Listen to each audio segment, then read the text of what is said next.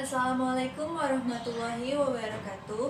Perkenalkan, nama saya Dewi Rosapianti, mahasiswi FKIP UHAMKA, Program Studi Bimbingan dan Konseling.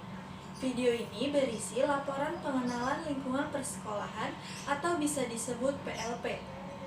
Tujuan dari PLP sendiri ialah agar mahasiswa memiliki landasan jati diri pendidik serta kompetensi akademik pendidik yang baik. Dalam pelaksanaannya saya tidak sendiri, melainkan bersama 4 rekan teman saya. Sekolah tujuan kami ialah SMA Negeri 9 Jakarta. Di sana kami mewawancarai 3 narasumber. Yang pertama, Ibu Penina Silambela selaku Wakil Kepala Sekolah Bidang Kurikulum. Yang kedua, ada Bapak Martono selaku Guru Bimbingan dan Konseling di SMA Negeri 9 Jakarta. Yang ketiga, ada Ananda Muhammad Raihan Reynaldi selaku alumni SMA Negeri 9 Jakarta tahun 2020. Sebelumnya, kami mohon maaf dalam pelaksanaan wawancara kami menggunakan masker dikarenakan sebagai dukungan kami untuk melawan COVID-19 serta untuk kenyamanan narasumber.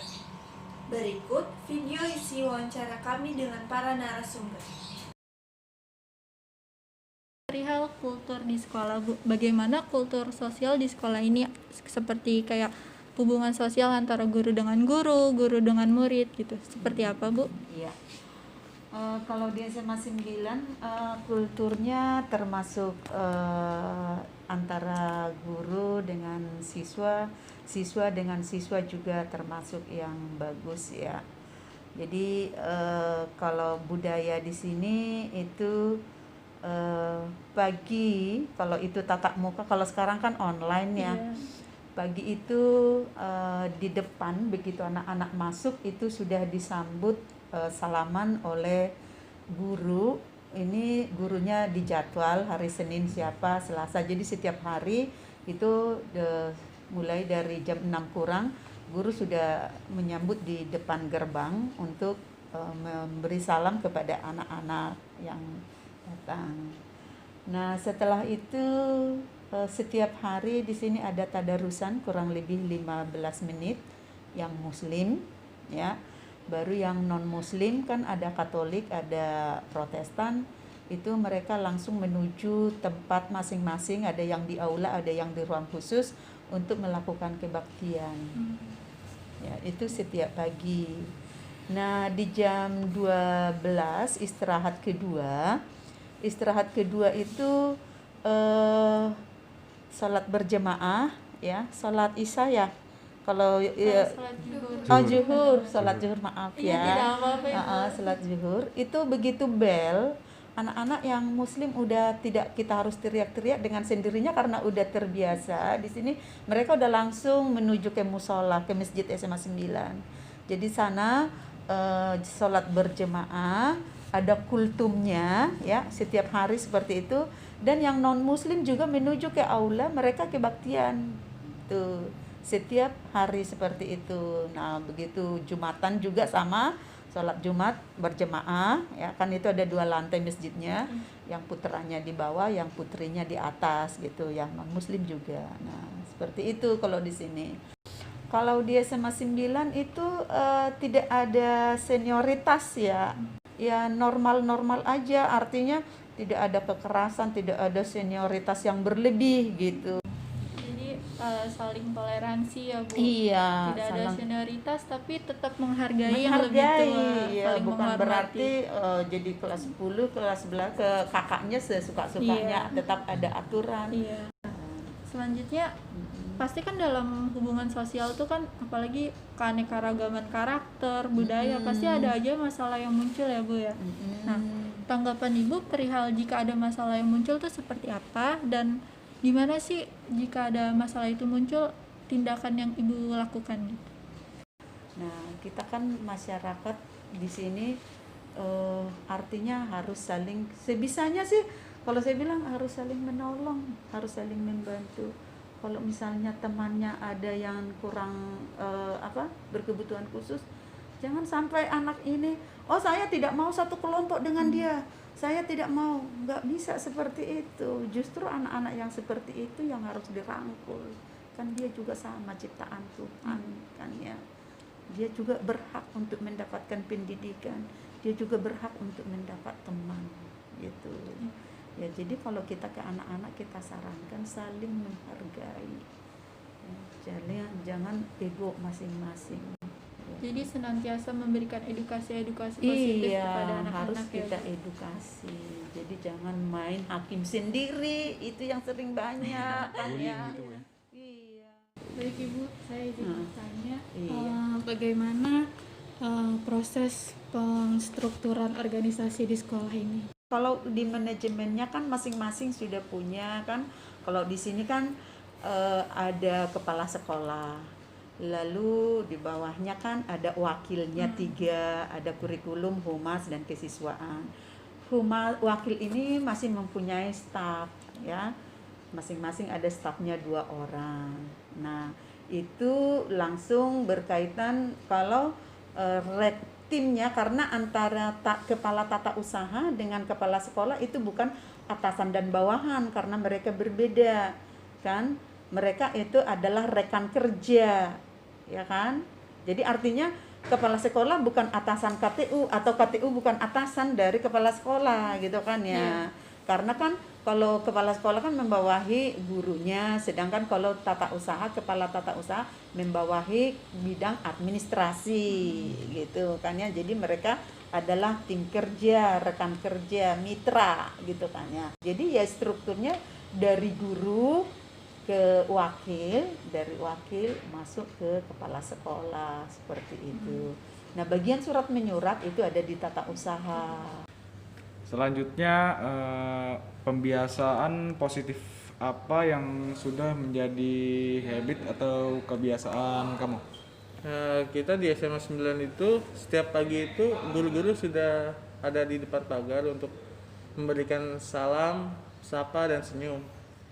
Setelah itu kita ada juga ibadah pagi, selalu rutin setiap hari. Dan setiap siang ada sholat zuhur. Sudah situ saja. Sudah. Oke. Iya Pak, saya izin bertanya. Dalam struktur BK di 9, satu guru memegang berapa siswa Pak, kalau boleh tahu? Ya, kalau saat ini karena guru BK ada 3, maka pembagiannya per level kelas ya. Per level kelas ini belakangan ini saya kebetulan ngikutin, kalau model kepala sekolah sekarang itu ngikutin siswanya. Ya, mulai sekarang itu kepala sekolah mengikuti siswanya. Jadi sebagian besar guru ya mengikuti siswanya, kalau dia naik ke kelas 11 ikuti kelas 11 ya. Kebetulan kemarin saya ngajar kelas 11, sekarang ya akhirnya menjadi kelas 12 gitu. Yang kelas 12 Martiana Ilham itu kembali ke kelas 10 gitu. Kalau dalam proses pembagian layanannya bagaimana Pak? BK sendiri itu ada namanya piket BK. Dia ada teman-teman yang ikut membantu juga. Kalau memang ya prinsipnya tugas di tanggung jawab masing-masing, tapi ada kalanya kalau memang ada kesulitan ya kita bersama menangani bersama, jadi sebuah tim gitu. Iya Pak, saya izin bertanya terkait dengan tata tertib di sekolah 9. Bagaimana Bapak menangani siswa-siswa yang melanggar tata tertib? Dan di aturan tata tertib SMA 9 itu ada semacam mekanisme dalam penanganan masalah. Ya, misalnya seperti keterlambatan, kalau masih terlambatnya sekali 2 kali biasanya ditangani oleh guru piket. Kemudian kalau terlambatnya sudah mulai 3 kali ya diserahkan kepada wali kelas. Nanti kalau sudah 4 kali 5 kali ditangani wali kelas nggak bisa, ke 6 kali ke BK begitu ya. Ini BK kita panggil orang tuanya ya, kita ajak diskusi, kita ajak bimbingan, kita konseling ya. Kalau memang nggak selesai juga biasanya naik ke manajemen. Urutannya begitu, ada, jadi ada mekanisme penanganan. Nah, biasanya solusi apa yang Bapak lakukan agar menimbulkan efek jera nih buat si anak biar nggak melanggar tata tertib yang sering dilakukan itu?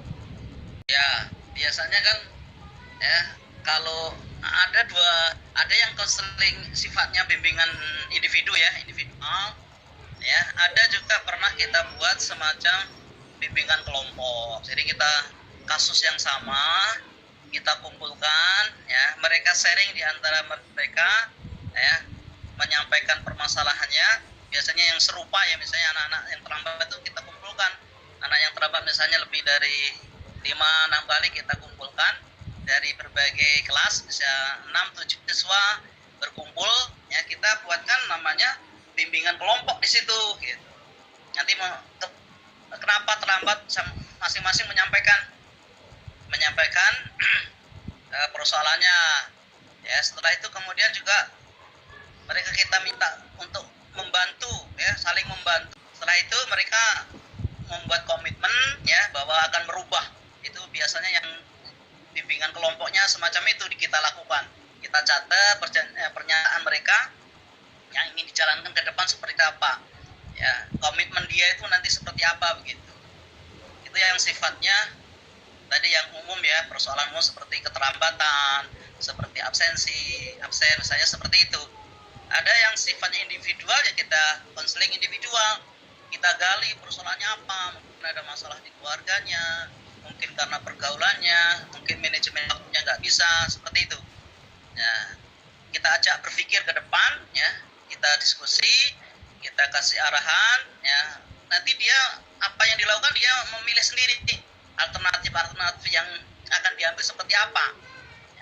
Bapak, bagaimana cara atau tindakan Bapak dalam menyalurkan bakat-bakat siswa di SMA 9? Biasanya di awal penerimaan siswa baru, mereka kan sudah mengisi form ya, form biodata pribadi. Nah, setelah itu ada datanya, kita buat lagi semacam kuesioner ya. Kuesioner kita bagi ya kepada anak ya, mereka ya, apa sih hobi ya atau bakat yang dimiliki oleh siswa itu tadi gitu. Dan situ nanti kita akan salurkan ke kegiatan eskul yang ada. Baik, untuk tingkat kedisiplinan siswanya seperti apa, Pak?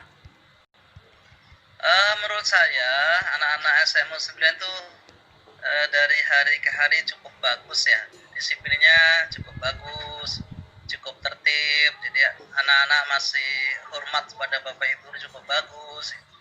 Nah, paling masalah yang sering muncul kemarin ada sedikit keterlambatan. Harapan Bapak selaku guru BK terhadap kami mahasiswa bimbingan konseling. Harapan saya nih adik-adik ini yang generasi muda harus kualitasnya tadi ya lebih bagus ya, harus banyak pengalaman ya untuk bisa nanti berperan serta dalam penanganan persoalan yang dialami oleh remaja kita. Jangan sampai guru BK nanti kemanfaatannya kurang gitu. Kalau dulu kan dianggap guru BK itu seperti polisi sekolah gitu. Di guru BK itu punya peran yang sangat sentral di sekolah sebagai base datanya sekolah itu di BK sebenarnya. Ya, kebijakan sekolah itu terletak bagaimana data-data di ruang BK.